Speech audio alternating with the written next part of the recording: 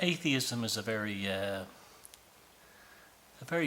annoying thing for me in many ways, but not for the reasons that they don't believe in God and things like that. It's because of the self-imposed limitations they put upon themselves, and as a result, what they rob from themselves, essentially. Now, it's great that they've turned their back on these appalling Abrahamic religions, particularly Christianity, which is basically a kind of a psychiatric disorder manifested as a spiritual tradition. And the same goes for Islam and Judaism, though Judaism I'm not too bothered by because it's not evangelical. My particular concern would be Christianity and the effects the disastrous effects it's had upon European indigenous peoples, as well as Islam. Now, among indigenous people in the Middle East as well, I mean, I've no doubt that if Islam never infected, say, Persia, the Persians would be an enormous cultural force in the world today. They would still be pagans, just like Europeans would still be pagans. And this is the problem. This is the problem with the atheists. That I made a video a while back about, do atheists, how can they believe in love if it's just a chemical response, a chemical process? Do they really love their kids, or do they just see them as a sort of a chemical trigger?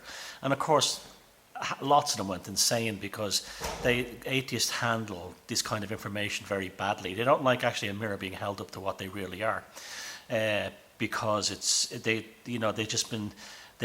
a lot of them have swapped evangelical Christianity for evangelical atheism, and they haven't really grown or become wise in any way. They've just replaced one crusade for another, a theocratic crusade for a secular one. It's not really growing as a person or anything like that. Now,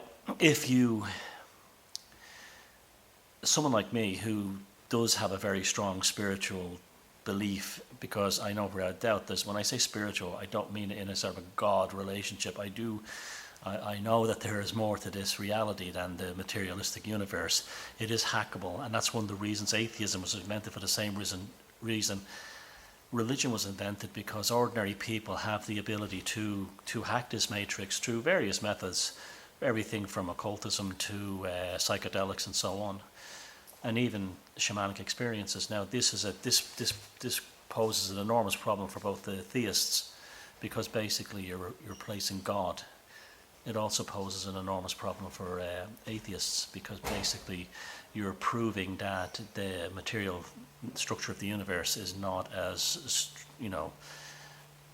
integrated and as solid as they want to believe.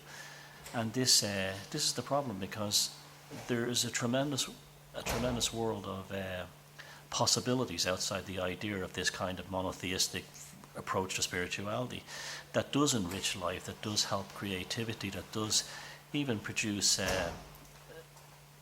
aspects of scientific discovery, like eureka moments, scientific insights that have been developed through stage 3 and 4 dreaming and so on, that are probably more akin to what the natural philosophy idea than the sort of reductionist science idea.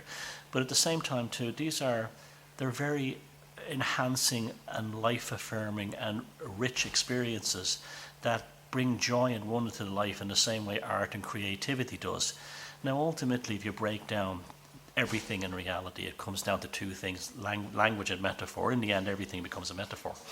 Even if you read like magazines like The New Scientist, even The New Scientist magazine, in terms of so much of its presentation, will be, we believe this, we may think this, we suspect this. And this is essentially just, again, metaphors. It's a philosophical thing.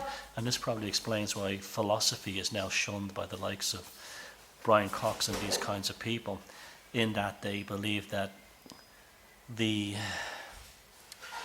philosophical model shouldn't even be taught in universities anymore. When in reality, you look at a lot of reductionist scientists, when it approaches the limits of knowledge and understanding, reduces itself to a kind of philosophical idea anyway.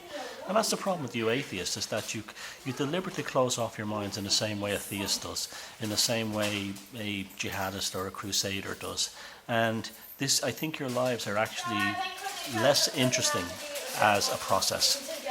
So it's not. I'm not putting it down. I'm not slagging you off. I'm just telling you you're missing out on a lot of the picture, and you're also missing out on things that can actually help you in a creative and in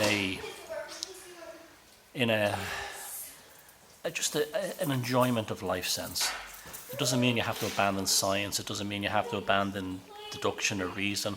But what it does mean is that you're actually opening yourself up to more possibilities, and as a result, you're improving your creativity, and you're less likely to find yourself in a dogmatic position of constantly defending yourself.